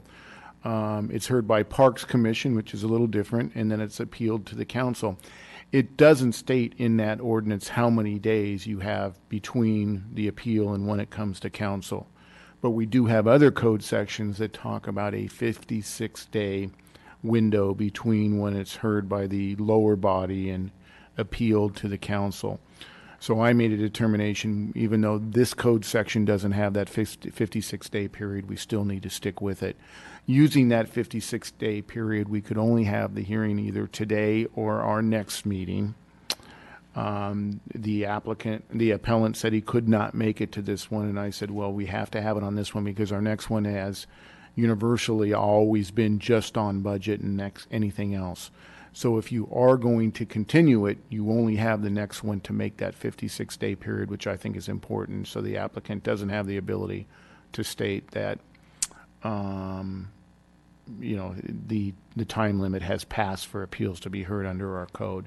So that's the dilemma that we were under when we heard he could not make it and we stuck with this day, was because if you move it all the way to June, then you're past the 56 days. So that's what you have to wrestle with. Is it okay to hear it at your next one? And I don't even know if the appellant is available at your next one because he was not clear on when he would be available.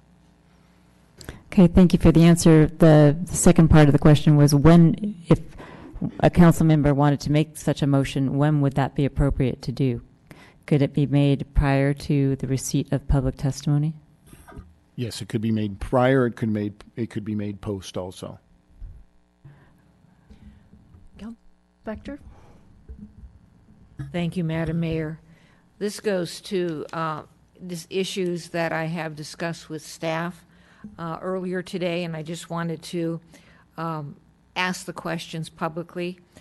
I wanted to clarify for myself whether the trees that were proposed to be removed were designated or deemed an unacceptable risk or a manageable risk, because I was trying to balance what was being asked of us by PG&E and by the appellant. And what I've learned from staff, and I want to confirm, is that all of the trees that are suggested to be removed under this appeal are all deemed unacceptable risk. That is correct. All of the manageable risk trees are being managed and watched over time. Thank you. Councilmember Johnson? So then I'll also put a question that I asked of Mr. Schultz earlier on the record, which is page 3 of our staff report. The last paragraph says, well, it's in the context of PG having voluntarily agreed to go through our process. However, then it says in our staff report, quote, however, in this case, issuance of a tree removal permit is non-discretionary. The town does not have the authority to deny the request at the staff level or upon appeal. So my question was, if it's non-discretionary, does that mean what it says? And are we engaging in a process that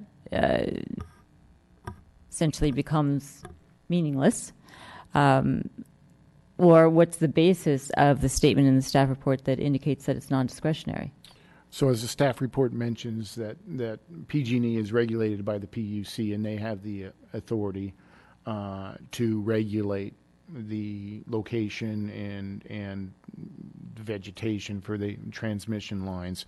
So that is put in there in the sense that, yes, PG&E was not required to obtain a permit from the town for the removal of these trees in the right-of-way in which they have an easement that allows them to be in that area. PG&E voluntarily agreed to go through our process and our town ordinance. And once that began, and by following it, that means the trees were posted, which technically they didn't have to do. But when they did that, and then we received the opposition and the appeal, we couldn't just stop it and say, now you're not allowed to appeal. So we went through that process to this appeal.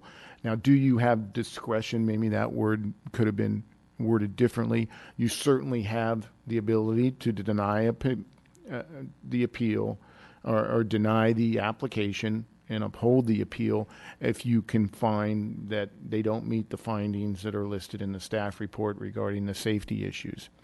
If you do that, what's the ramification of that? PG&E will do one of two things, and hopefully they do what I would want them to do, is go to PUC and get an order that allows them to remove these trees, and the town can't stop them. They could just go ahead and remove them themselves, and we could try to stop them through a court order. Or the worst case scenario is they don't do anything, and then there could be a safety issue that could happen at this location, and it would be, the liability would fall on us. So although you do have discretion under our permit to deny it, in reality, it wouldn't be like that's the final say, because there's someone else that has jurisdiction over this that's a superior jurisdiction. Councilmember Johnson? Just a follow-up to that, then, since PG&E voluntarily agreed to go through our process, they can withdraw that voluntary nature of that participation at any time and choose to rely on the state regulation through the PUC, correct? Correct. I think what PG&E has learned, though, is, and I think they're doing this in many communities, is they're trying to do that outreach and community involvement to know exactly what they're doing, instead of just removing trees without any of these public hearings. I think that's where the philosophy has changed within PG&E, because for years they didn't do any type of meeting local regulations, and PG&E could answer, why would you go through something you don't have to? That would be best asked to them. And I have two questions. The first, again, looking at the documents available to us, the trees are actually on top of the pipeline, I guess. Is that the correct verbiage? And it's not a matter of a safer distance away. Is that correct? That is correct. There's right on top, I think, is probably open to interpretation, but within a very small distance of being on top of the pipeline. And I think PG&E will be able to address specifically what their safe zone looks like. Okay. In this particular case, a lot of the trees, I think if you look at the drawings, a lot of the trees are right smack on top of the pipeline. And the second question, because they voluntarily went through our process, they would also have to pay into our tree mitigation fund. And does the town have discretion on where those replacement trees can be replaced? Is the first, and I'm seeing nods for confirmation. And so the second is there an ability to work with the appellant to provide the screening that was one of the criteria of his appeals? Has there been any discussion on providing some screening as a replacement? So PG&E has worked very closely with the appellant on providing options on the appellant's property in order to provide that screening, and certainly PG&E can address that specifically. The appellant has not been interested in that for a number of reasons. I think their property is currently landscaped, and so that may preclude the additional screening along there. PG&E may have more details, because the private property side we left for the discussion with the applicant. I do know that there were multiple discussions and offers on mitigation for the applicant. In terms of what PG&E contributed to the town, there were 39 trees applied for removal. The replacement requirement for that is 78 trees. Obviously, they're not going to put trees back where they just took them out for safety reasons, so they pay into our tree fund to the tune of the requirement was $19,500 for the replacement trees. PG&E wrote us a check for $30,000, so in excess of what the requirement was for additional mitigation, and those are all at the town's discretion on where those trees are planted. Okay. Any further questions? Okay, so our appellant is not here, so I will ask the applicant. I have a card for Darren Klein to come forward. You'll have 10 minutes. You've heard some of the questions already, and Sure. If you could just introduce yourself officially on the record, and then you may have 10 minutes. Hi, my name is Darren Klein. I work with Public Affairs with PG&E. We do have a quick presentation so that we can help give you some perspective. So,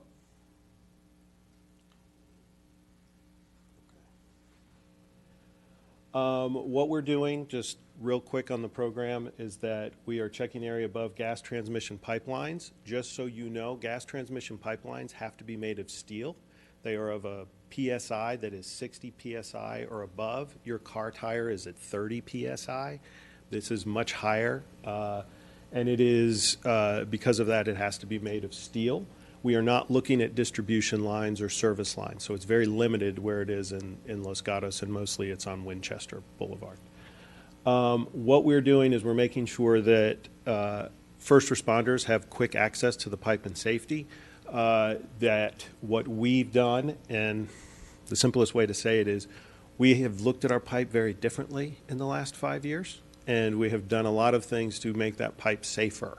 And so what we've done is we've pressure tested. We have set up a 24-hour gas transmission center in San Ramon, which monitors all of our pipes and all the pressures in our pipes. If there's a change in the pipe, then we can rapidly shut down a pipe and send people out, depending on the leak or what the status of the pipe is. We do that because we need quick response in case of an emergency. As we've been doing this work over the last 5 years, we did notice that we were not doing a great job with vegetation. So we went and we have been going to each community, and the reason that we have been going through the process is that we found that every community is not the same. Monterey is not the same as Los Gatos, is the same as San Francisco.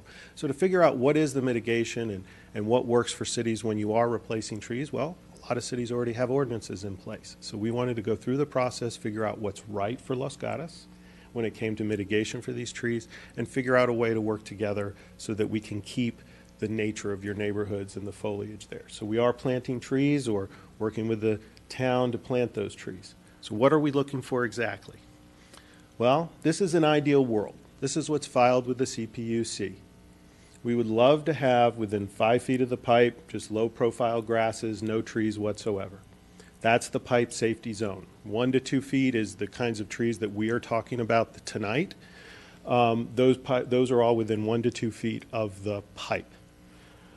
With 5 to 10 feet, we're looking for bushes, things that don't have a woody consistency. Because when we look at the risk that a tree poses, it is not just first responder access. There's a whole host of issues that go into and creates a rating through our integrity management system. At 10 feet and outside, that's where we like to start to see trees. Crepe myrtles within 10 feet, oaks are better at 14 feet. You are looking at some issues where there are tree root issues. These are gas transmission pipelines. That means they have cathodic protection on them, which is a low-level current that makes sure that the pipe doesn't corrode. That creates issues because we also pack that pipe in sand because we're in earthquake country. That presents perfect conditions for tree roots because you have a colder pipe, you get condensation like on a glass of tea, and the water attracts the roots, the nice sand, loamy soil attracts the roots, and you have a problem when it comes to root interaction. So we look at those different things, and we realized that if we were to come through every community, this would be called clear cutting. And that's not realistic. So as we looked at that, that's when we came up with the system of saying, in an ideal world, we'd like this, but we can live with keeping manageable trees within 10 feet of the pipeline so that we're not changing the nature of your neighborhoods overnight. So we put in our tree-by-tree review. And our tree-by-tree review was put together by gas safety experts, but also arborists, okay? So when we created the whole, what does the tree-by-tree review involve, we're looking at tree characteristics, the species, distance from tree to pipeline, potential for root interaction. A majority of the trees that we're talking about tonight are redwoods that are directly over the pipe. So a lot of people say, well, that's great because the tree roots don't go down real deep with those. Well, it does create a problem with first responder access. It also creates a problem under site conditions where it does create some issues with soil erosion. When redwoods fall, they have a tendency to pull the pipe, pull the soil. So there are other issues that happen with roots if they don't even come in contact with the pipe. We take all of this information, pipeline depth, et cetera, put it through our system, and that's where we come up with the unacceptable trees and the manageable trees. Now, we also realized that trees are a very emotional issue, and that for us to just come through, we need to be able to communicate. So we did meet with the town. Well, first off, when it comes to franchise, we came and met with the town in 2015, and then we talked about what were franchise trees, or trees that are along the streets, and then we looked at private property trees. For example, on Winchester Boulevard, on October 15th, we mailed letters out to private property customers, including Mr. Correa. We went out and scheduled meetings with every one of those. We had one-on-one meetings with them, and we came to agreements as to what they would like to see happen with trees that are in and around their property. Mr. Correa has trees on his property that are all manageable. We did have some issues communicating with Mr. Correa, so our communication, which did start here, had to stop for a little while.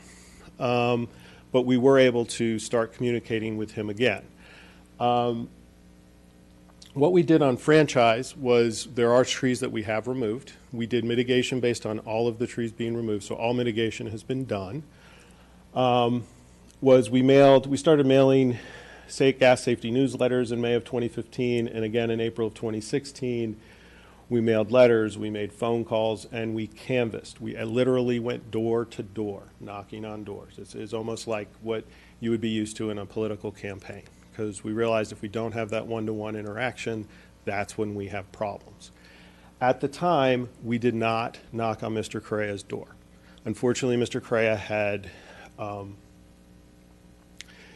threatened to kill some of our workers, and then he had threatened to kill himself. So we had a discussion with our internal security team as to what would be the best way to proceed, and that is what has led this to here tonight, where we sat down with the city, we met with the attorney, we did a survey of the property, we came to agreements with everybody living around all the other trees that we have removed in the city, and we came down to this last piece of land. We have had success with everybody. It is just Mr. Correa that we have had the issues with. And as we had said all along, we would only remove a tree if the people around the tree agreed to it and we could come to an agreement on mitigation. So that's kind of the quick version of what we've been doing and how we've been working with the city, or with the town, sorry. And if you ever want to know where our gas transmission line is, you can go online to pg&e.com, gas safety. Our biggest problem is dig-ins, people just digging. We ask that they please call 811 before you dig. Part of the reason that we are going through this process of making sure that we're doing enhanced mitigation, we're actually using shareholder funds, we're not using ratepayer funds, is because we realize we haven't done a great job with vegetation. Now, what that means is technology changes. A long time ago, we purposefully grew shrubs and bushes over the line because that was our gas leak detection system. You saw some bushes dying, it was leaking, you'd go and replace the pipe. Now we have cars that drive by and sniff out gas leaks and call in experts that then come in and fix the gas leak. Much better to do it that way than any other way. We used to tell people to plant trees over the line. Why? Because we thought it prevented dig-ins. Turns out it increases dig-ins, because as trees fail, pass away from natural causes, people are digging those up, planting trees directly over the pipe, and we were having people damage the pipe at that time. So it's all of those issues that we're looking at, and we wanted to make sure that we could come and talk to everybody, make sure they know what our reasoning is, what our thinking is, and to be able to ask any questions that the community needs to know. And we're here to answer all of your questions. Thank you for that presentation. Any specific questions of the speaker? Yes, Councilmember Jensen.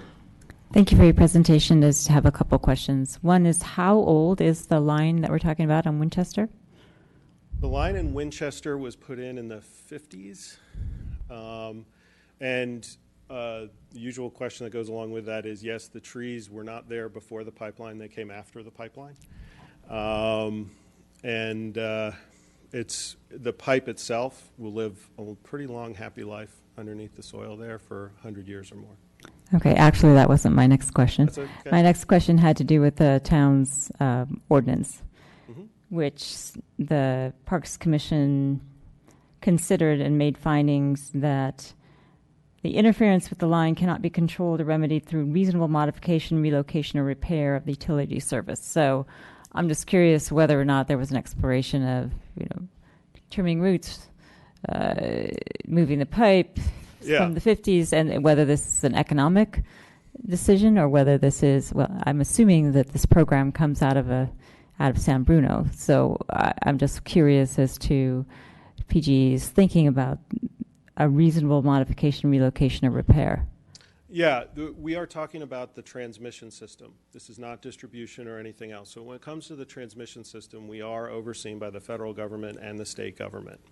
That gas transmission line is perfectly safe right now, exactly where it is. If we were to move that pipeline, the amount of environment that we would disturb, we would have to go through a 6 to 8 year permitting process. And we feel right now the risk of those trees over the pipeline, because we're trying to be very proactive here. We're not trying to be, it would take too long to even move a pipeline. If we could get it approved by CPUC, it would take a long time to move that pipeline. So it is easier, and it is a great opportunity for us right now to keep the pipeline safe, because we don't have time to move a pipeline or something like that, and the disruption to the environment. We have looked at, you talk about tree roots and tree root barriers and stuff like that. These trees are directly over the pipe. The concern is we want to be able to remove the trees, make sure that the roots aren't growing or anything like that, so that they won't interact with the pipe. We don't want to go down and start digging up a pipe. It makes it unstable, the soil unstable. We found that this is the safest way to keep the pipe safe. And with that, we make sure that we offer the mitigation that is expected of the community that we're in. On the electric side, that is a ratepayer funded program. So when they go and do vegetation work, there is no mitigation at all. That is because it's under a ratepayer system. It's CPUC governed. Right now, we have the opportunity to do what's right for the community. And that is why we have these funds available, and they have to be shareholder funds. I don't know what's going to happen in the future. This will probably turn into a ratepayer funded program at some time. CPUC will mandate that. And our gas transmission system, even though it's just on Winchester Boulevard, it's actually part of a 6,750 mile system that has to be managed in a very broad way. Like, we have to keep 4 days worth of gas within our pipeline system. So it's actually a storage system as well as a delivery system. So looking at these macro levels, they don't want us to move that pipe. They want us to keep it safe. Okay. And the only other question I have for you, with regard to the mitigation, if it sounds like you'll pay into our fund, and then once you've paid into our fund, it's now the town's discretion to decide how to. Yes. Okay. So yes, then. And we had that specific conversation. Okay. It was, please put it where what is best for your community and your environment. Okay. And any further questions of? Okay. Thank you, Mr. Klein. Mm-hmm. Next speaker is Angelia Dorner. No? Okay. So with that, there were no other comments, so I will go ahead and close the public testimony and look to council for any further questions of staff and any comments and or a motion.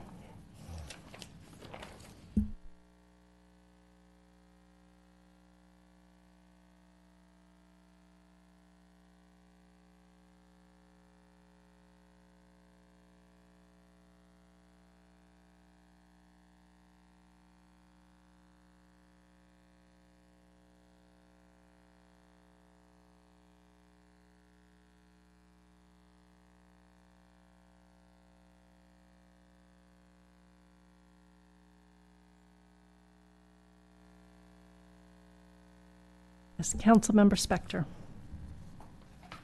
Thank you, Madam Mayor. I was thinking that you were going to jump in with a motion. But you didn't. So, having made that observation, I am going to move that this town council uphold a tree removal permit for trees in the public right-of-way on Winchester Boulevard, adjacent to 17274 Verdes Robles. And that's the motion, but I would be willing to consider an amendment to that motion that includes, may include discussion of where those trees, any replacement trees or trees would be placed. But my motion stops at Verdes Robles. Thank you. Second. Okay. So we have a motion as well as a second. Thank you.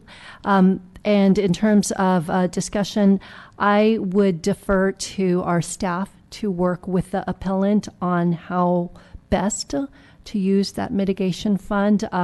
Without the specifics of that discussion, I'd rather just put the money in reserve and see how best to address some of those privacy issues that were raised during the appeal. Okay, with any further comments? All in favor? Aye. Aye. Opposed? And it passes unanimously 3-0 with Mayor Rennie recused and Councilmember Leonardis absent. And that closes our hearing for tonight. Thank you very much. Meeting adjourned.